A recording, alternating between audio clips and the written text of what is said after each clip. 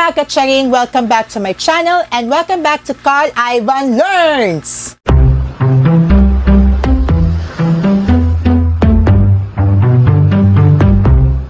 Ngayon, ang pag-usapan natin ngayon ang mga eksena kapag nagle-late. Estudyante man o trabaho, iwas-iwas na nyo yan sa pagle-late na to. Kapag may rush hour ka, kung may pasok ka, maaga ka dapat ang gising nyo. Hindi basta-basta nagle-late. Eto, magbibigay ko sa iyo mga 10 nangyari kapag nang-late ng tao. Number 1, eto sa mga estudyante na to ha, kapag nagigising ka ng 5:30 ng umaga, kadalasan 6:30 ng umaga. Jepay! Babangon ka na! Alas 6:30 na umaga na! Kailangan maligo ka na! Anong oras na? Oo na, naliligo na ako. Kanina pa ako ng Hala! Alas 6:30 na umaga na. Kailangan ko man na maliligo ako. Ano oras ako matulog ako nun? 11:30 ng gabi. Baka maabot ako na maglilate ako. Diyos ko po. Number 2, hindi namin iiwasan yan kapag naghahabol ka. Kapag may flag ceremony na abot ng 6-7 a.m. Ito na naman, umabot na naman ng 7:30. Ano to, te? Punyatera, ginagawa mo yan? Lupang hinirang? Ay! Baka balita ko sa school.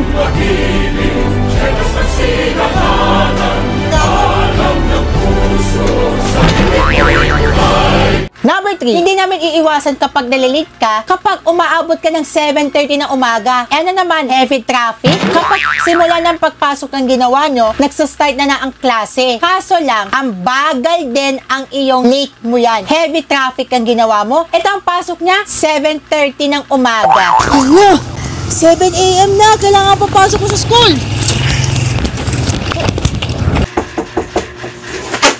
Good morning, sir. I'm sorry I'm late. Mr. Liwanag! Late ka na naman? Ano oras ka na natutulog? 12 a.m. ako natulog ako. I see! 12 midnight? Tingnan mo, kasi cellphone ka na sa cellphone. Pagpupuyat ka na napupuyat. Ano oras ka nagigising mo? 6:30 ng umaga. Tingnan mo pala, 6:30 ng umaga. Alam mo, pinagbabawalan sa inyo na magpupuyat. Di ba sabi ko sa'yo, huwag kang magle-late na hindi magandang tamang oras? Dapat lang 8 hours ka lang matutulog. Hindi bandang oras, hindi 2 oras, hindi 3 oras, hindi 1 oras. Di ba pinaglalawanag sa inyo sa mga parents mo? Huwag kang magpupuyat at huwag kang magsiselfon ng ganyan. Ano mo pinagbabawalan sa inyo eh? Kulang lang sa tulog ang ginawa mo yan pag-aaral mo. Gusto mo papatawag kita na parents mo? Sorry po, sir. Mr. Liwanag, you sit down. Sige po. Number 4, hindi namin iiwasan yan kapag ang bagal magsulat, kapag nangyari, ang babagal din, umabot na naman ng 15 minutes, eto na naman, last 5 minutes na lang. Eto kasi na naman, ang bagal-bagal magsulat, kaya nga, hindi naman nakikita papasa sa quiz. Okay, class, last 5 minutes, do your quiz, ha? And pass your notebooks, okay? Mr. Liwanag, last 5 minutes na lang. Hindi yung mabagal ang sulat mo dyan. Tapusin mo yung quiz mo yan, ha? Sige po, sorry po. Number 5, hindi namin iiwasan kapag ang nangyayari na papasa ka ng notebook, eto na naman ang bagal din magpasa ng notebook. Pass your notebooks now! Faster! 1, 2, 3, 4, 5, 6, 7, 8. Mr. Liwanag! Tingnan mo, ang mga kalat na mga notebooks dito, ikaw na ang late na ginawa mo. Gusto mo ipapapunutin na kita yung notebook mo? At yung papel mo? Sir, hindi po. Lagay mo dun! Sige. Number 6, hindi na namin iiwasan kapag nalilate na naman kapag kumakain sa recess. Hindi naman sinasabi nila ng apat na ng oras yan. Ano naman to? Last 5 minutes na lang ginagawa mo yan. Ginagawa na yan, 15 minutes lang ang recess mo. Dapat lang kasi 1 hour lang ang iyong recess mo. Hindi yung ambagal, hindi yung mabibilisan. Tapos si Jepoy, late na naman kumakain, tapos ang bagal ng sulat na naman yan. At hindi lang yan. Bagal din magsulat, bagal din na kumain. Hoy, Jepoy, ba't ka nalilate ka na kumain? Hoy, kanina pa ako nang lalate ako dito ha. Nako, baka mamagayin sa'yo ang teacher mo eh. O, ito na, bibilis na ako. O, ito katapusan na to sa trabaho na to ha. Sa trabaho na naman tayo ang eksena. Number 7, hindi namin iiwasan ang tatrabaho kapag ang babagal din girl boss mo. Ito na naman, sosyalera na naman. Ito, heavy traffic naman to. Ay naku, ang tagal na naman ni ma'am. Nasaan kaya yun? Oo nga, nasaan kaya yun si ma'am? Ang tagal niyang hinintay. Oo nga alas 7 ng umaga na. Hi girls! I'm sorry I'm late kasi nga nag-traffic ako ng 7:30 ng umaga.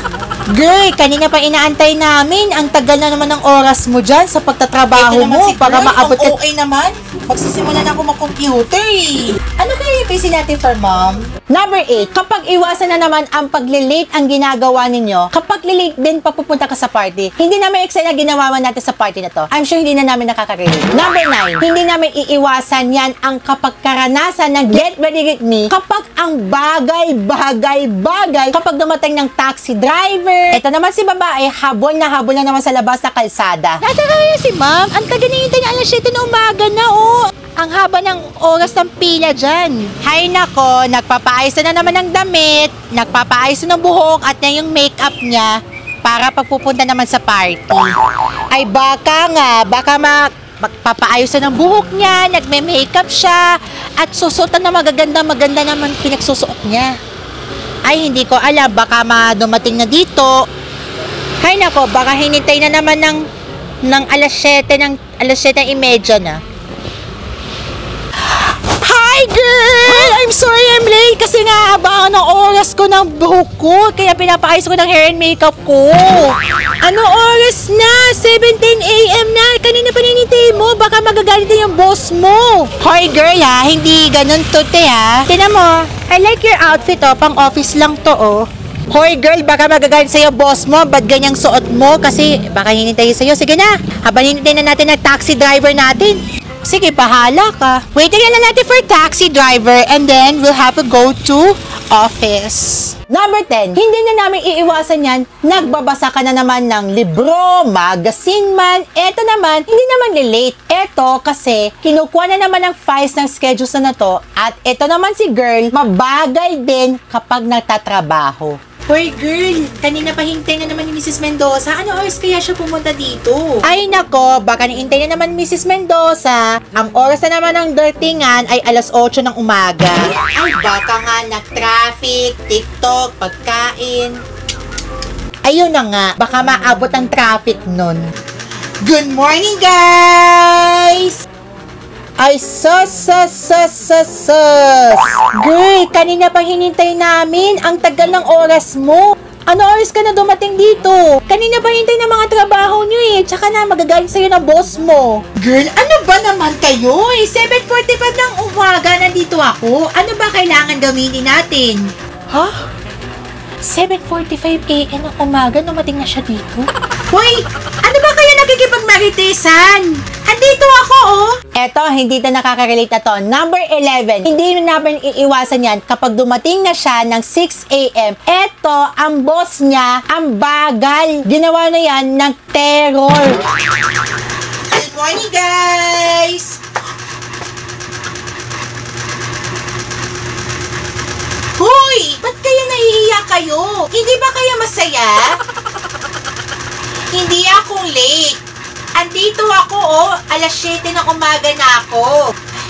Bahala ka. Magtatrabaho na ako. Eto sabi sa mga kasabihan nila, it's never too late to receive. Alam mo, sa mga namin ng mga nagtatrabaho or mga estudyante, iwas nyo ng mga nangyayari. Kapag nag-late ang ginagawa mo, iwas na yan. Kapag heavy traffic, sa sobra sa mga puyat, sa cellphone, sa gadgets, hindi namin iiwasan. Alam namin ang mga bagal namin, ang pag-late ka na naman, hindi na masasabi. So ito ang ginawa na natin video na to, ang mga eksena kapag nangyari kapag late na ito. At dito na natatapos sa ating video na to. And don't forget to like and share and huwag mong kalimutan mag-subscribe sa ating YouTube channel called Ivaningao Entertainment. Huwag niyo po kalimutan ating social media accounts. Dito lang natin sa late description box na ito para ma-update ka sa next vlog ko. Kung gusto mo gawa niya namin ng challenge, pranks at maraming pang iba, i-comment down below dito sa link description box na ito. Once again, this is called Ivaningao. Always remember, stay positive, stay safe, and stay beautiful inside and out. Called Ivaningao is now signing off. Bye mga kucharin!